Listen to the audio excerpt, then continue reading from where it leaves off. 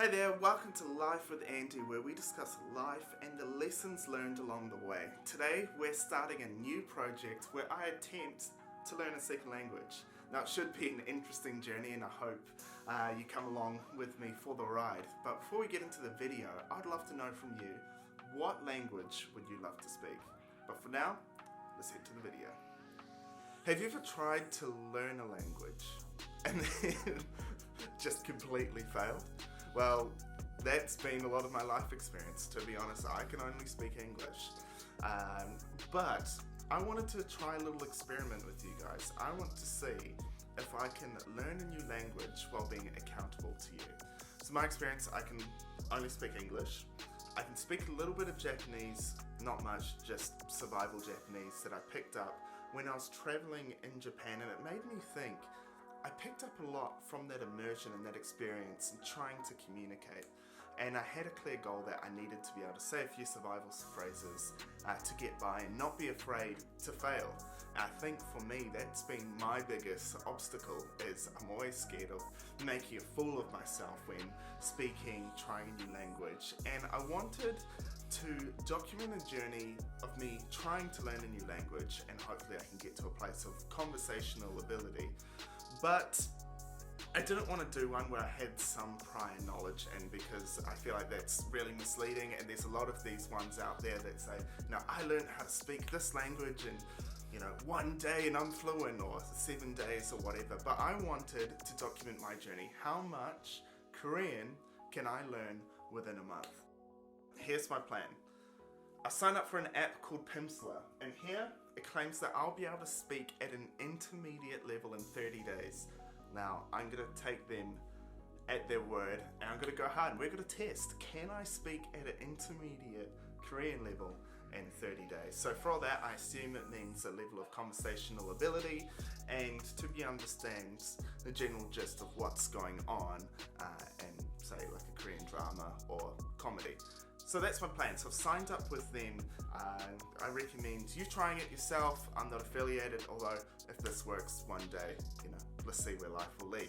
But I signed up with them as I found when I did basic Japanese, I only did up to about lesson 14 in Japanese, and it really made my time in Japan so much easier. I'd be able to say all the basics, and just see the smile on people's faces when I tried to speak. And I'd love to be able to emulate that when I go to South Korea sometime, to have that experience, but I'm going to take it a step further. So it says 30 days to get to intermediate level. We'll test that. What I've also done in this time as well is I've also signed up, plan number 2, signed up for Italki. So a lot of people say that it's a great way to get some natural conversation practice. I've done, just full transparency, I've done about 2 lessons and different tutors, and the difference was insane. If you're going into it as a raw beginner, it's a really tough place to start, especially I found for Korean, to be honest, I felt so stupid. I couldn't say anything one of them was saying, and then I could tell he felt bad and probably wasn't experienced dealing with an absolute beginner, where the other was a lot more experience of working with an absolute beginner. So I'm interested to couple Pimsleur with Italki as my main two-handle approach for getting actual lessons. So my plan is to spend at least 30 minutes a day on Pimsleur. Sometimes if the lesson's more difficult, I might repeat it. So up to an hour on Pimsleur. From there, I'll get a lesson once, at most twice a week on Italki, going over some other things. My main focus will be the reading side. I think if I can understand the reading and pronunciation alongside of it, that'll help me a lot in my long-term learning. So that's my plan from a study perspective, but I've spent a lot of time listening to other polyglots and people who have taken the time to learn languages as adults, and I learned some interesting things that I'm going to apply. So what I'm going to try is to spend some time just in immersion. So when I traveled, that worked well for me, but for this time, what I've done is I've just found some random Korean songs that I enjoy to watch, enjoy to listen to, and also some TV shows I'll watch. I'll probably, the TV shows maybe we'll try watch one every couple of days.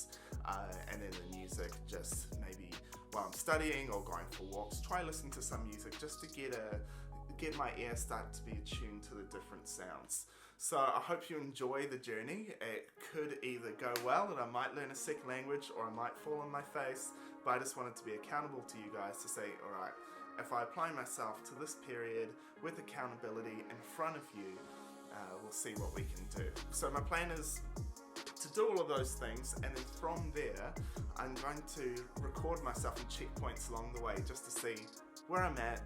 If you do speak Korean, I hope I don't offend you with how bad my language ability is, but I want to check in, so every 7 days or so with my speaking ability.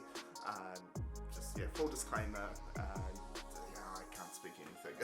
I'm terrible.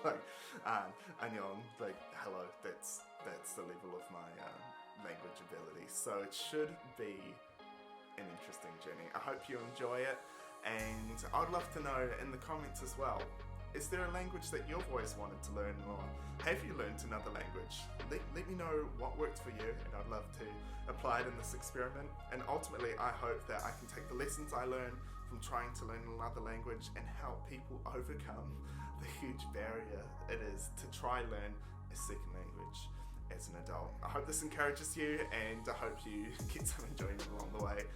Wish me luck, and it should be a lot of fun. Take care.